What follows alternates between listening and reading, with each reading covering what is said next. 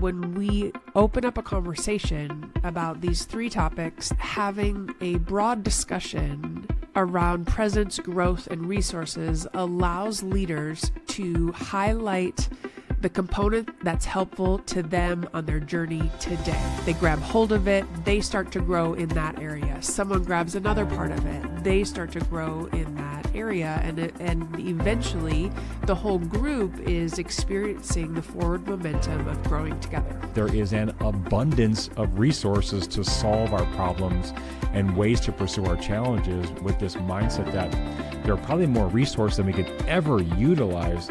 And once we begin to pay attention to what resources we need, we may be able to see where they are all around us.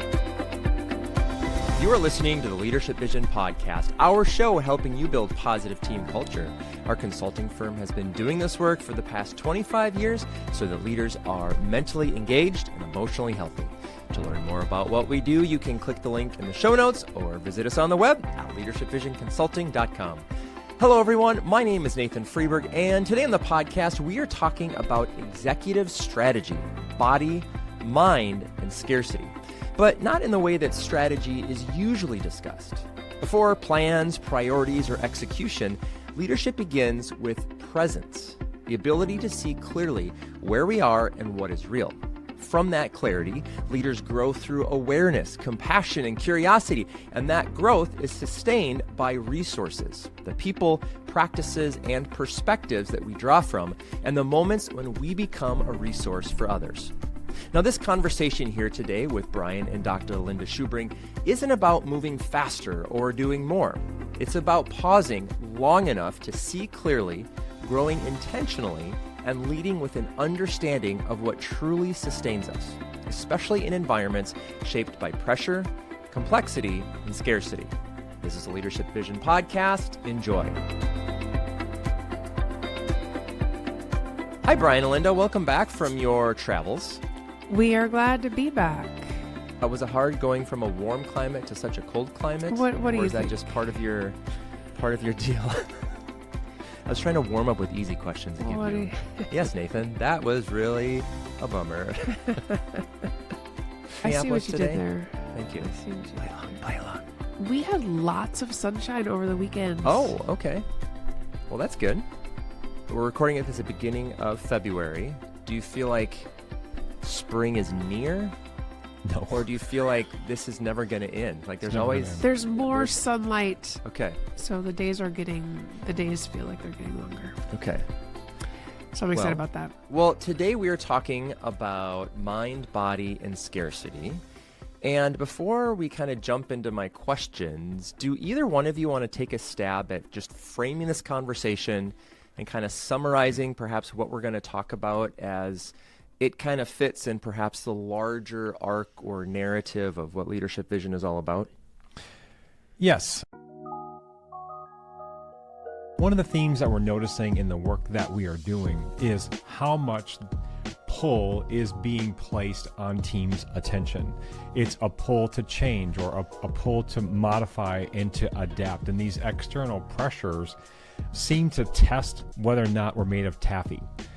And so when I say that, what I'm saying is when our attention and emotions continually are pulled in one direction or another, often at the same time, not only do we not know what to pay attention to or what's important, we lose track of what's happening immediately around us and certainly what's happening within us. And what we continue to see is people struggle to be where they are in whether it's the complexity or calm of the moment. We lose track of the people that are around us and how the people around us can actually help us grow into the challenges and opportunities that we're facing.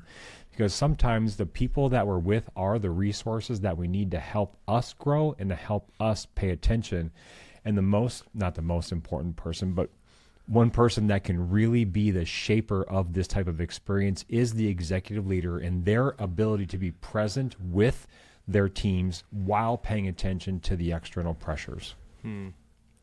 As Brian's speaking, I'm thinking about the executives that we're working with, the leaders that we're working with, and the amount of distractions that they're holding. and the amount of distractions their people are holding. And it just feels like in the mix of holding all these distractions that people are asking for, the leaders are asking for, like, what do I do? And sometimes it's getting present, and sometimes it's letting some things go, and sometimes it's being able to sort through the distraction at a quick pace. And what I'm asking is, how is it that we can discern what it is we're paying attention to? What is the actual opportunity and challenge that we're facing, and how to discern that from the noise and the distraction and the disruption that is within the environment? So how do we be present to the challenges, changes, and opportunities that are within us and are around us, and be able to name what is distraction or opinion or noise? I love that you talked about taffy being pulled, because here on the Oregon coast, there's lots of taffy places. And so one time we watched them do this with the kids, and I'm probably getting some of these details wrong, but I remember them saying that in the pulling process, one of the things that turns it into taffy is introduction of all these little air holes and these air pockets that create, from this mass into something edible and blah, blah, blah. So what I want to do here in this conversation, if we want to go in this taffy metaphor, is to introduce some air holes that will perhaps give people some space, some whatever, to be able to maybe transform their executive presence, executive strategy in a way that's meaningful. So I want to start by talking about presence. You both mentioned that presence is perhaps seeing what is real. Why do you think presence matters before like strategy or execution at the executive leadership role? I'm watching your face, Linda. So what does that face want to say? What does my face want to say?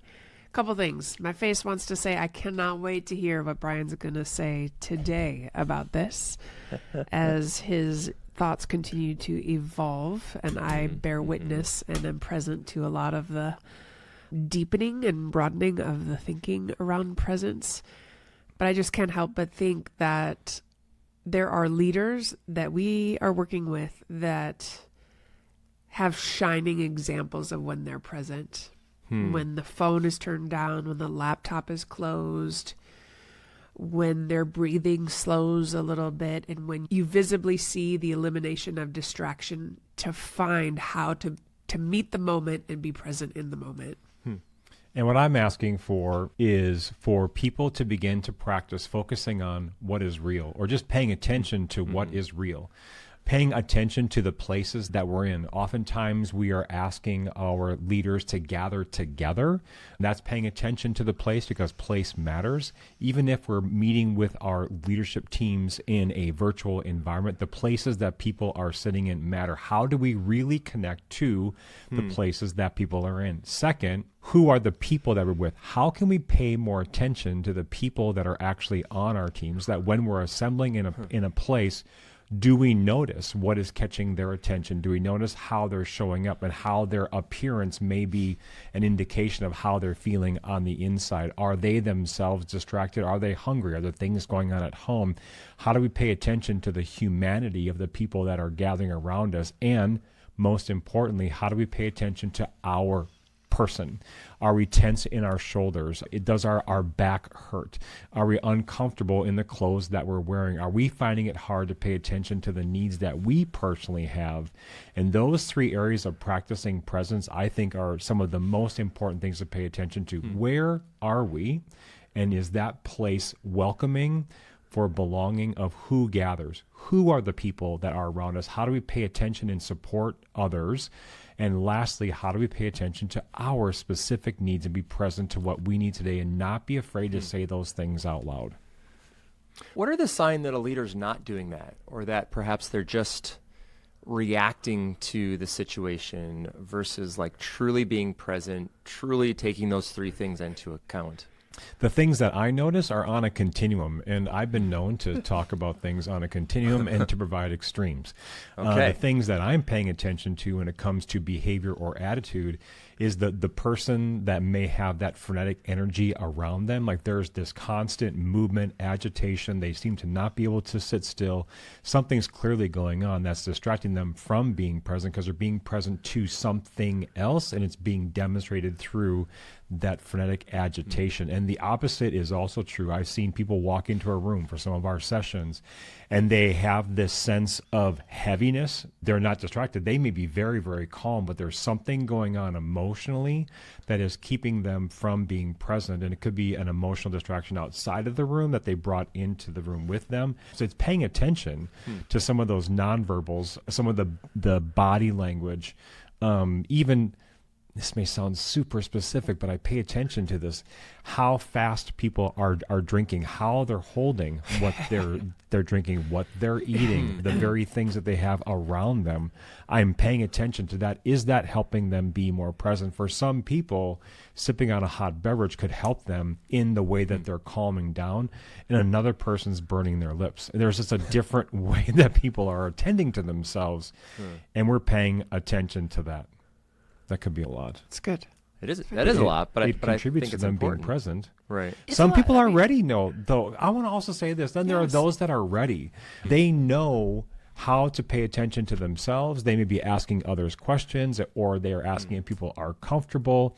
They may have their devices open or closed. Doesn't matter. Somehow they're paying attention to what's going on in the room, and you can tell that those people are present. So whether you're a leader, a facilitator, a coach, if you're in charge of a meeting, you have to know that you're not just leading a group of people, you're leading a group of people that are distracted and perhaps are asking themselves, what is the compelling reason that I should listen, participate, engage, and so on. I think when we're aware that we're competing with the other distractions, there is sometimes a slowing of what Brian and I will say or how we will lead.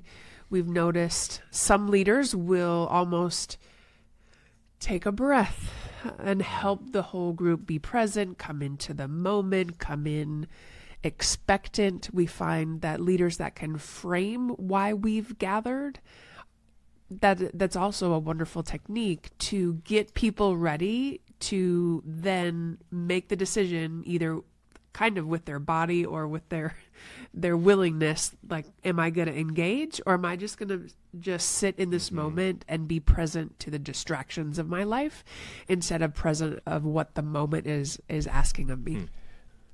So it seems like, if I'm synthesizing, what I'm hearing you saying is that presence isn't this passive thing, it's this active discipline of paying attention. Do you have examples of this, of how you've seen it or do it in your own lives?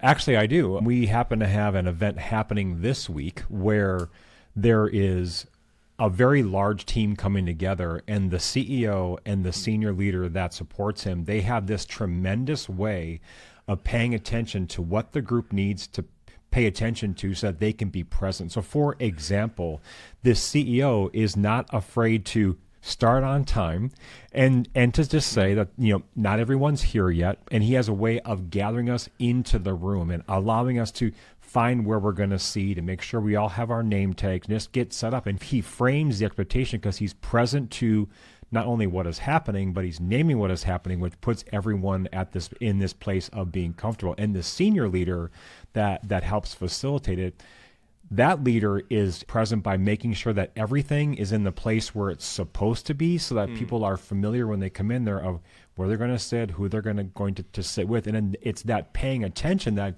is then anchored in some type of practice that the CEO does in calling everyone to attention to prepare themselves for the challenges for growth that are coming. And he is an amazing leader at this by either telling a story or doing a breathing exercise or talking about the growth of the organization, telling jokes or talking about the struggles that he's going through. He has a way of being present to himself, to the organization, to the people in the room, and what's needed for that day. And it's that kind of presence and framing of the experience that places people in the position for growth that they wouldn't have if they all came in distracted, not knowing how to pay attention. Well, that's why I asked Nesk is about the growth piece of it. If presence is about like seeing, this is where we're at, this is how people are drinking their coffee or whatever, how do we actually go from that to a place of growth and more into how leaders are formed? Well, first of all, what I want to talk to you about growth is when you are present, you're also present to the type of growth that's actually available. I think that oftentimes leaders who are distracted get the opportunity for growth wrong, meaning they're not quite sure maybe what seeds to plant, who's ready, and who's not ready. Like the leaders and teams that are present are also aware of the type of growth that is needed right now. They may understand the growth cycles and the importance to realize that we're not always growing like you would in the spring and summer, that there are times where growth is more subdued. And we all know that everyone grows at different speeds, at different rates, and the fruit of their growth is different. So I think the formation of environments where growth is possible is determined by individual readiness. Am I ready to grow? And even if it's not your season for growth, maybe you're the sunshine or rain on someone else that can cause them to grow too. I'll be the sunshine. There you go. I'll be the rain. Perfect. So Now we know our roles. I'm curious because we're talking specifically about executives, right? The executive leader. And I'm wondering how executive growth as an executive differs from just like improving performance or improving skills. Is there a difference of that? Is there a difference in those two things, three things, whatever? Nathan, when you connected growth to a title, that's where my thought process broke down, because I don't think that growth and title are connected at the beginning. I think that the best people who grow on teams are the ones who grow themselves, and that is regardless of title. We don't always look for the executive leader to be the one that's demonstrating the potential or the opportunity or the patterns for growth. We're looking for the people who are growing. And you can often hear it in their language and how they show up, in the questions that they're asking each other. They may say, I just read a book, or I saw something online, or like they're contributing because they are themselves growing. And I often have seen leaders who understand what growing means. They may be the first person to give something away so others can grow, because they know that my giving something away will only be replaced by something new that'll grow in its place. Yeah. Well, at the beginning, I talked about how leaders grow through awareness, compassion, and curiosity. Why those three words, or why are those so essential for leaders? I have a great story about Please. this. The other day, I was in a coaching session with somebody, and I was asking him, I can't remember exactly what I asked him, but he gave an example. He lives on a large acreage, and what he and his wife and kids actually wanted to do was to start a Christmas tree farm. So they had they had the vast acreage, so they were aware of what they had to work with, and what they wanted to do was they wanted to plant this Christmas tree farm. What they weren't aware of, like they weren't curious enough about the soil, because after a couple of years their trees weren't flourishing, and it was only after that moment that they did some more investigation and found out that the soil wasn't ever going to support flourishing evergreen trees. And so when it comes to awareness, where are the opportunities where our teams are ready for growth? Second, having compassion is really understanding, is someone flourishing or not? And to understand that there may be times where growth isn't as accelerated as we want, or we may be growing a different type of grape than we initially anticipated. But compassion is understanding the growth cycles and what happens when someone struggles for growth, and being curious on both sides of the opportunity.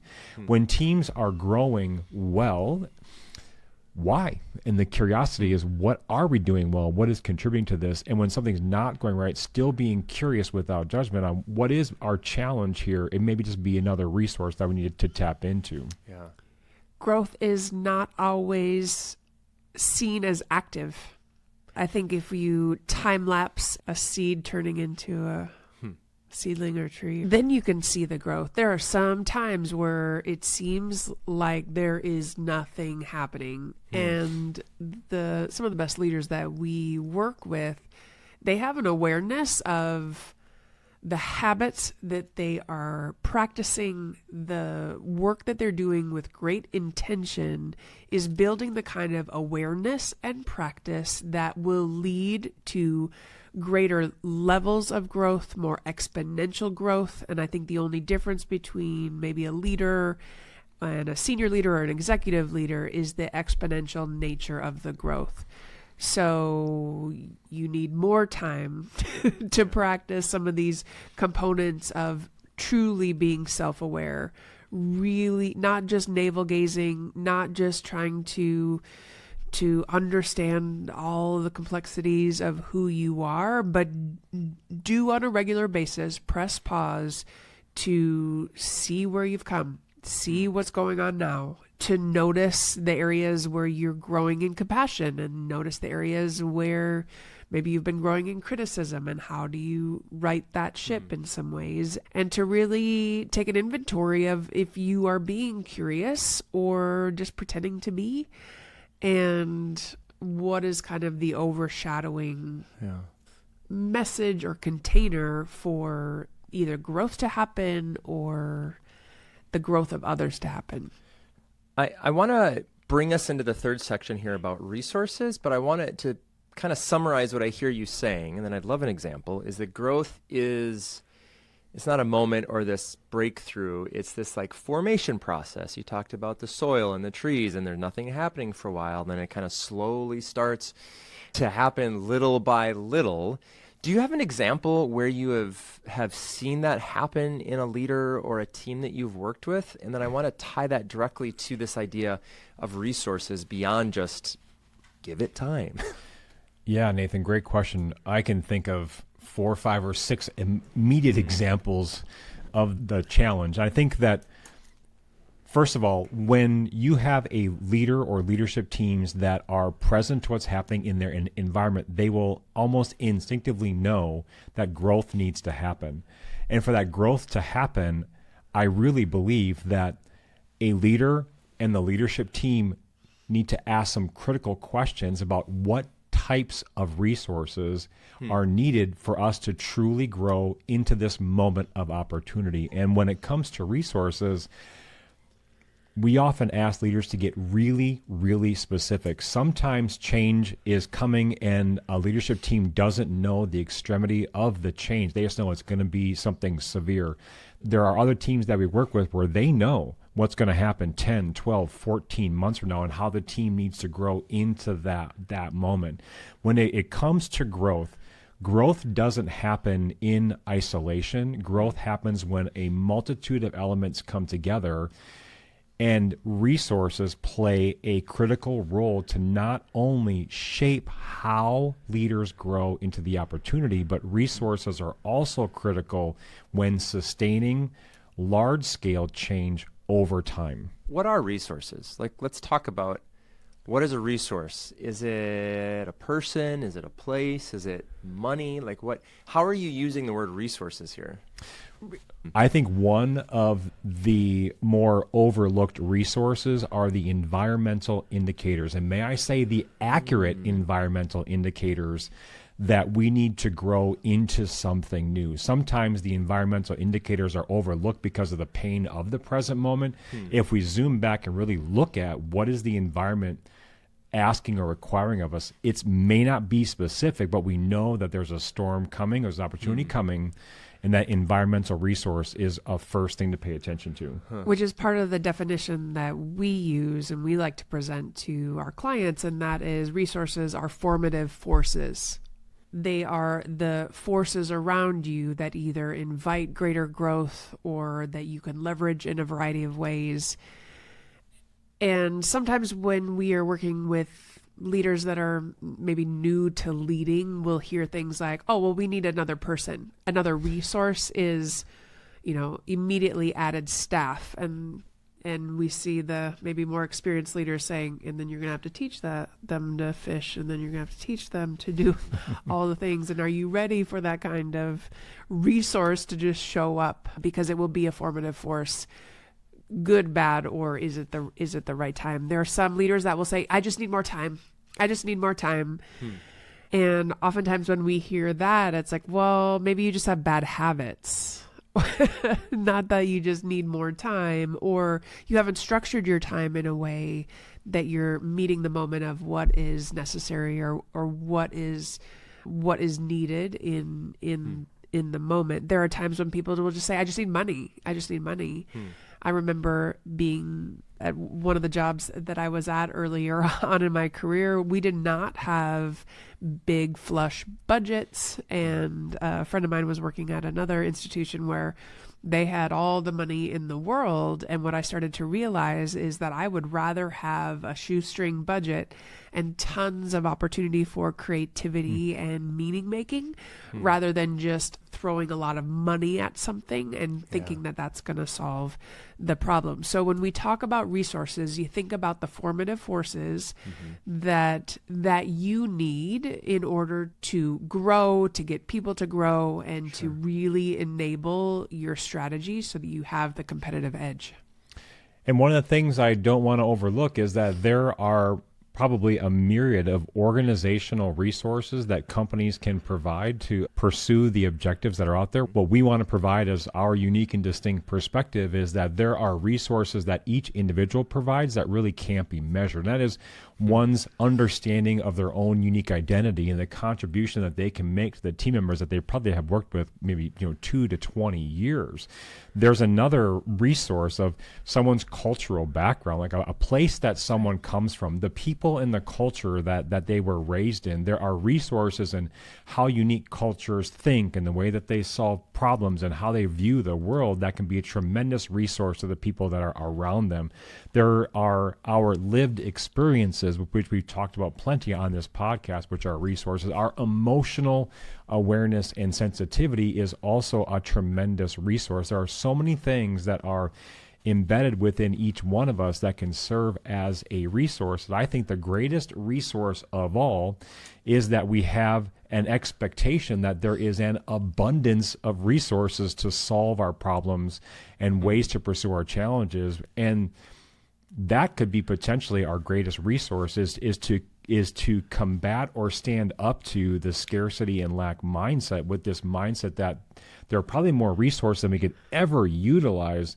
And once we begin to pay attention to what resources we need, we may be able to see where they are all around us. Yeah, I mean, it's a little bit of a, full circle moment, but how leaders are able to use resources, and then I don't know if we want to talk about when that leader actually becomes a resource. I think that's all deeply connected back to presence and growth. So is this like a circle? Is this a 1, 2, 3 step process? I guess if you were to summarize kind of this framework for an executive audience about, presence, growth, and resources, what do you hope they take away in terms of how this happens in the life cycle of a leader, if you will? There is power that perhaps kicks the cycle back around or allows the leader to spin within presence, growth, and resources.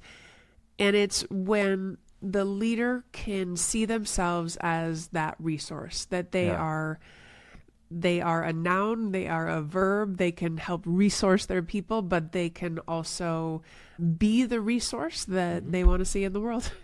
And when people present themselves as a resource, it immediately grabs others' attention and asks the others to be more present to the person that is saying, I am a resource. And when we present ourselves as a resource, we will then be given the opportunity to how we have grown from a place of need to a place of abundance, where we then can give away and be the resource to others that they're asking for.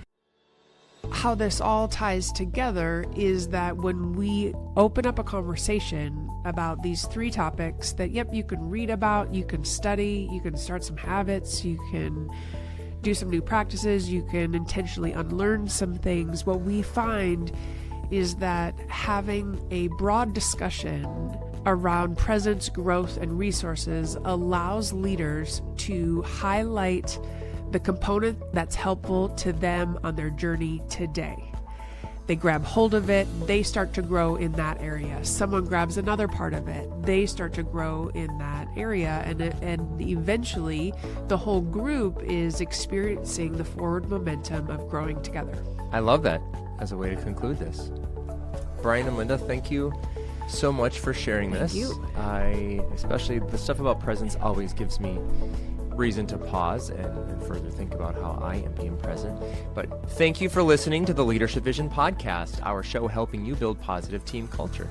If you found value from this episode or any of other material, we would appreciate it if you could follow us on social media, subscribe wherever you get your podcast, or click the little buttons on YouTube. You can also join our free email newsletter at leadershipvisionconsulting.com/subscribe, or there's a link for that in the show notes as well. My name is Nathan Freeburg. I'm Linda Schubring. And I'm Brian Schubring. And on behalf of our entire team, Thanks for listening.